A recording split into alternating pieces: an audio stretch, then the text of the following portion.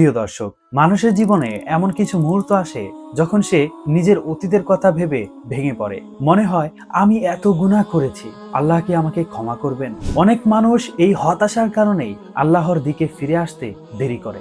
কিন্তু আজকের এই আয়াতে মহান আল্লাহ রাব্বুল আলামিন এমন একটি সুসংবাদ দিয়েছেন যা প্রতিটি গুনাহগার মানুষের হৃদয়ে নতুন আশা জাগিয়ে তোলে। আল্লাহ তাআলা বলেন, হে আমার বান্দারা। লক্ষ্য করুন, এখানে আল্লাহ বলেননি হে গুনাহগাররা, বরং অত্যন্ত স্নেহের সঙ্গে বলেছেন হে আমার বান্দারা। অর্থাৎ মানুষ যত ভুলই করুক না কেন, যদি সে আন্তরিকভাবে আল্লাহর দিকে ফিরে আসতে চায়, আল্লাহ তাকে নিজের বান্দা হিসেবে ডাকবেন। এরপর আল্লাহ তাআলা বলেন, যারা নিজেদের উপর জুলুম করেছ, আমরা যখন গুনাহ করি তখন আসলে আল্লাহর কোনো ক্ষতি করতে পারি না, বরং আমরা নিজের আত্মারই ক্ষতি করি। গুনাহ আমাদের হৃদয়কে কঠিন করে দেয়, ঈমানকে দুর্বল করে দেয় এবং আল্লাহর কাছ থেকে দূরে সরিয়ে দেয়। কিন্তু এর পরেই আসে এই আয়াতের সবচেয়ে আশাবাঞ্ছক অংশ, তোমরা আল্লাহর রহমত থেকে নিরাশ হইও না।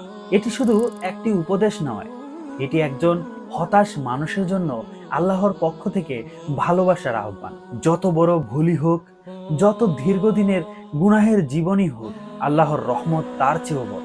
শয়তান সব সময় মানুষকে বোঝাতে চায় তোমার আর ক্ষমা নেই, কিন্তু কুরআন আমাদেরকে শেখায় হতাশা শয়তানের পথ আর আশা একজন মুমিনের পথ। এরপর আল্লাহ তাআলা ঘোষণা করেন, নিশ্চয়ই আল্লাহ সব গুনাহ ক্ষমা করে দেন। অর্থাৎ বান্দা যদি আন্তরিকভাবে তওবা করে, গুনাহ ছেড়ে দেওয়ার দৃঢ় সংকল্প করে এবং আল্লাহর কাছে ক্ষমা চায়, তবে আল্লাহ তার অসীম রহমতে তাকে ক্ষমা করে দিতে পারে।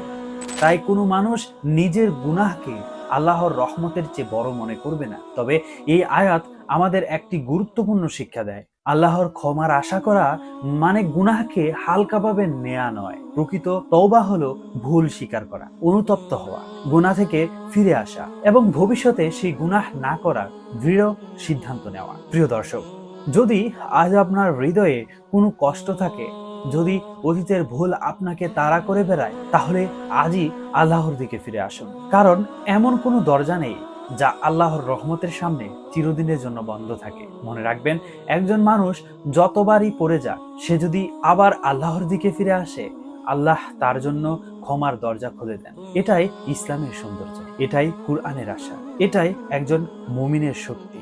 আসুন আমরা সবাই আন্তরিকভাবে তওবা করি, আল্লাহর রহমতের উপর ভরসা রাখি এবং নতুন করে জীবন শুরু করি। আল্লাহ তাআলা আমাদের সকল গুনাহ ক্ষমা করুন, আন্তরিকভাবে তওবা করার তৌফিক দান করুন এবং তার রহমত থেকে কখনো নিরাশ না হওয়ার শক্তি দান করুন। আমিন। প্রিয় দর্শক, ভিডিওটি যদি আপনার ভালো লেগে থাকে এবং এই ভিডিও থেকে আপনি যদি কিছু শিখতে পারেন, তাহলে অবশ্যই ভিডিওটি আপনার আরেকজন ভাইকে কিংবা আরেকজন বোনকে শেয়ার করুন। কারণ আপনার একটি শেয়ারের মাধ্যমে তারাও অনেক কিছু জানতে পারবে, তারাও গুনাহ থেকে ফিরে আসবে, তাদেরও আল্লাহর প্রতি বিশ্বাস আরো দৃঢ় হবে।